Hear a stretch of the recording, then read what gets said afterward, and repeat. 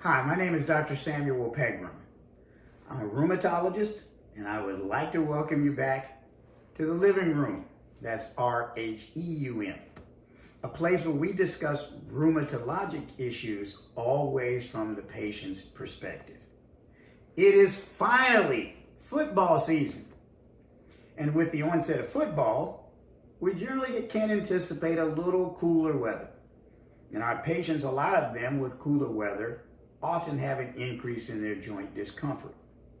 So today we're going to talk about a group of drugs that have been the most important and the most efficacious group of medicines for the treatment of all inflammatory forms of rheumatism for about the past 20 years. This group of medicines are called the biologics.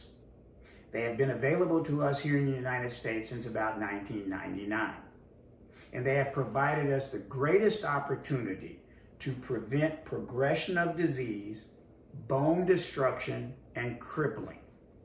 They are by far the most powerful group of medicines we have had at our disposal for the treatment of almost all inflammatory forms of rheumatism.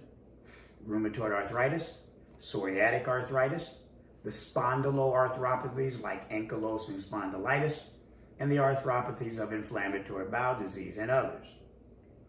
Despite the fact that the biologics have been available to us since 1999, I can count on one hand how many patients have ever asked me, what is a biologic? And why is that particular group of medicines called biologics, and other medicines we use in the treatment of inflammatory forms of rheumatism are not? Biologic agents are either made in, extracted from, or semi-synthesized from, you guessed it, biologic material. That includes plants, animals, bacteria, fungi, living organisms. Biologics are basically proteins or antibodies. These proteins have the ability to attach to a cell through a receptor. They are then taken inside the cell to affect the mechanisms of actions of that cell, particularly cells that are important in propagating the inflammatory process. If you can alter the function of that particular group of cells and interfere with their function in the inflammatory cascade, you can, in essence, grind the inflammatory process to a halt. Much cleaner drugs, directed not to cellular destruction, but to altering the function of a cell. Biologic agents are, again, much more powerful and give us for the first time an opportunity to actually discuss remission of certain forms of rheumatism. Now, that doesn't mean that drugs that are not biologics are bad medicines.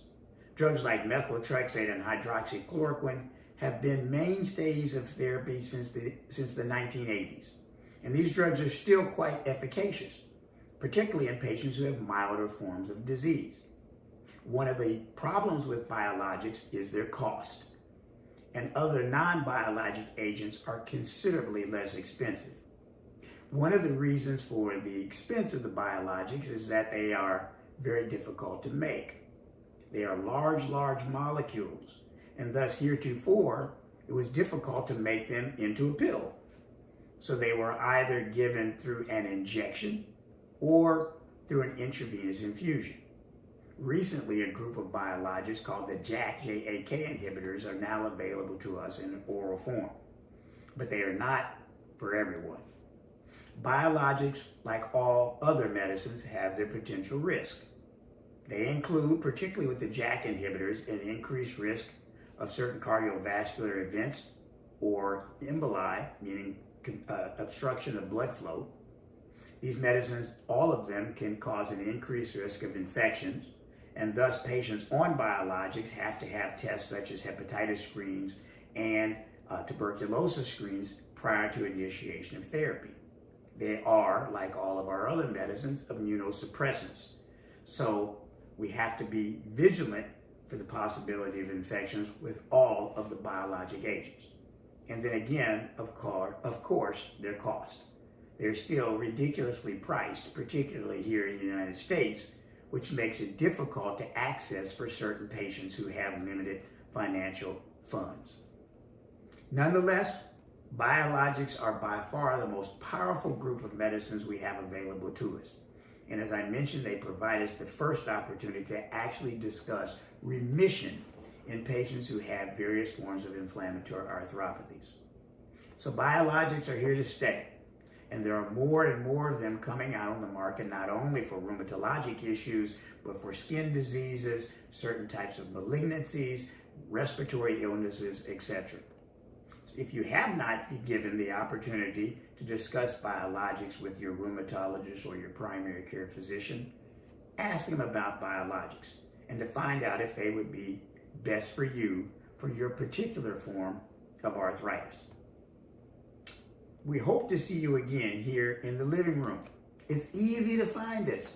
You go in the kitchen, you go through the dining room, cross over the hallway, and then we'll be right there. Right here in the living room. Go Browns! We'll see you real soon.